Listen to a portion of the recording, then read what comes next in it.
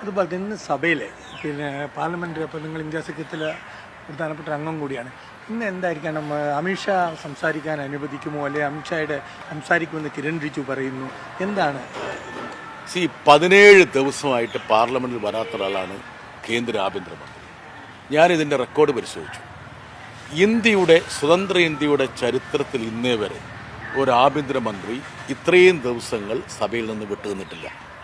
സാധാരണഗതിയിൽ ഒരു ആഭ്യന്തരമന്ത്രി അദ്ദേഹവുമായി ബന്ധപ്പെട്ട നിയമനിർമ്മാണങ്ങൾ നടക്കുമ്പോഴെങ്കിലും പാർലമെന്റിൽ വരും. അദ്ദേഹത്തിൻ്റെ വകുപ്പുമായി ബന്ധപ്പെട്ട ചോദ്യങ്ങളുള്ള സമയത്ത് വരും. ഇപ്പോൾ പാർലമെന്റ് സ്തംഭിക്കുന്ന സമയത്ത് പോലും ആ വകുപ്പുമായി ബന്ധപ്പെട്ട ചോദ്യങ്ങൾ പാർലമെന്റിലുണ്ടെങ്കിൽ കൃത്യമായിട്ട് ആ ക്യാബിനറ്റ് മന്ത്രി സഭയിൽ സന്നിഹിതരാകും. അതാണ് എൻ്റെ രീതി. 17 ദിവസം പാർലമെന്റിൽ വരാതെ ഈ പാർലമെന്റ് അവസാനിക്കാൻ 48 മണിക്കൂർ മാത്രം ബാക്കിയുള്ളപ്പോൾ അമിത്ഷാ വന്ന് പ്രസംഗിക്കും. പ്രസംഗമല്ല നമ്മൾ പറഞ്ഞത്. അതായത് 20-ാം തീയതി നടന്ന വിദ്യാർത്ഥികളുടെ പാർലമെന്റ് മാർച്ചുമായി നടന്ന പോലീസ് കേന്ദ്രസേന അതിക്രമങ്ങളെക്കുറിച്ചും ആരാണ് വെടിവെക്കാൻ ഉത്തരവിട്ടതിനെക്കുറിച്ചുമുള്ള ഒരു സ്റ്റേറ്റ്മെന്റ് നടത്തണമെന്ന അതല്ല ഇപ്പോൾ പറയുന്നത്. അമിത്ഷാ വന്ന് പ്രസംഗിക്കും. അദ്ദേഹത്തിൻ്റെ പ്രസംഗം കേൾക്കാൻ വേണ്ടിയിട്ടാണോ ഞങ്ങൾക്ക് താല്പര്യം? അത് അവരുടെ അനുയായികൾ വേണേൽ കേട്ടോട്ടെ. അതുകൊണ്ട് ഈ പറയുന്ന പ്രതിപക്ഷത്തിൻ്റെ ആവശ്യങ്ങൾ അംഗീകരിക്കാതെ മുമ്പോട്ട് പോയാൽ പാർലമെന്റ് സ്തംഭനം തുടർന്നും മുമ്പോട്ട് പോകുന്നു. അതുപോലെ തന്നെ ഇടയ്ക്കിടയ്ക്ക് ഗോൾ പോസ്റ്റ് മാറ്റുന്നു എന്നാണ്. അതായത് ഇപ്പോൾ അയോധ്യ ചർച്ച വേണമെന്നുള്ളത് ഇപ്പോൾ ഉന്നയിക്കുന്നു. നേരത്തെ അമിത്ഷാ മറുപടി പറഞ്ഞാൽ മതി എന്നാണ് പറഞ്ഞിരുന്നത്. അതായത് സർക്കാരിൻ്റെ ഗോൾ പോസ്റ്റിലൂടെ ഗോള് വീണ ശേഷമാണല്ലോ ഇവരൊന്ന് അനങ്ങിയത്. ഗോള് വീണ ശേഷമാണല്ലോ ധർമ്മേന്ദ്ര പ്രധാൻ എന്നുള്ള ഒരാൾ ഔട്ടായിപ്പോയത്, ആ വിക്കറ്റ് തെറിച്ചത്. അപ്പോൾ ഗോൾ പോസ്റ്റ് ആരാണ് ഉണ്ടാക്കിയെന്നും ആരുടെ ഗോൾ പോസ്റ്റിലാണ് ബോൾ വീണതെന്നും ഒക്കെ എല്ലാവർക്കും അറിയാം.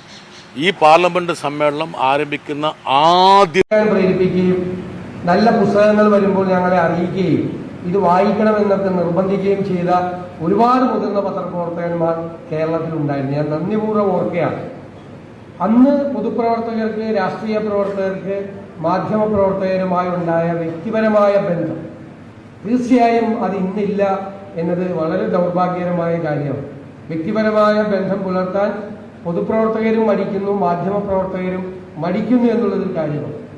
നമ്മൾ കേരളത്തിൻ്റെ മാധ്യമപ്രവർത്തനം എങ്ങോട്ടാണ് പോകുന്നത് എന്ന് നമ്മൾ ചിന്തിക്കേണ്ട ഒരു സ്ഥലം കൂടിയാണ് കൊല്ലം.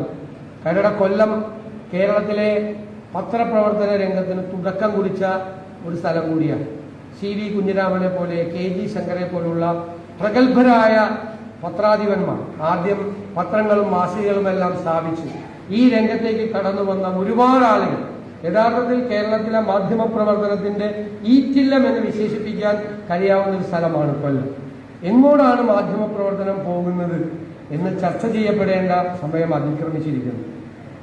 കാരണം അൺഎത്തിക്കൽ ടു ദ കോർ എന്ന് വിശേഷിപ്പിക്കാൻ കഴിയുന്ന തലത്തിലേക്കാണ് പോകുന്നത്. പണ്ടൊക്കെ വളരെ രസകരമായ ഒരു കാര്യം ഉണ്ടായിരുന്നു. തെറ്റായ ഒരു വാർത്ത ഒരു പ്രിന്റ് മീഡിയയിൽ വന്നാൽ ഉറപ്പായി 24 മണിക്കൂറിനകം അടുത്ത പത്രം വരുമ്പോൾ പത്രാധിപരുടെ ഒരു ഖേദം കുറിപ്പുണ്ടാവുമായിരുന്നു. ഖേദം.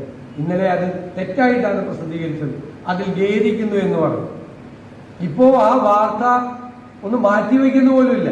തെറ്റാണെന്ന് അറിഞ്ഞിട്ട് വീണ്ടും ആ വാർത്തയുടെ പുറകെ പോവുകയും കുറെ കൂടി അസത്യങ്ങൾ കണ്ടെത്തുകയും ചെയ്യുക. എല്ലാ ദിവസവും ഒരുപാട് ചാനലുകൾ ഉണ്ടാകുമ്പോൾ ഒരുപാട് വാർത്തകൾ വേണം എന്ന കാര്യത്തിൽ തർക്കമില്ല. പക്ഷെ വാർത്തകൾ കിട്ടാതിരിക്കുമ്പോൾ ആകാശത്ത് നിന്ന് മറ്റേ കയ്യിൽ ഭസ്മം എടുക്കുന്നത് പോലെ ആകാശത്ത് നിന്നും വാർത്ത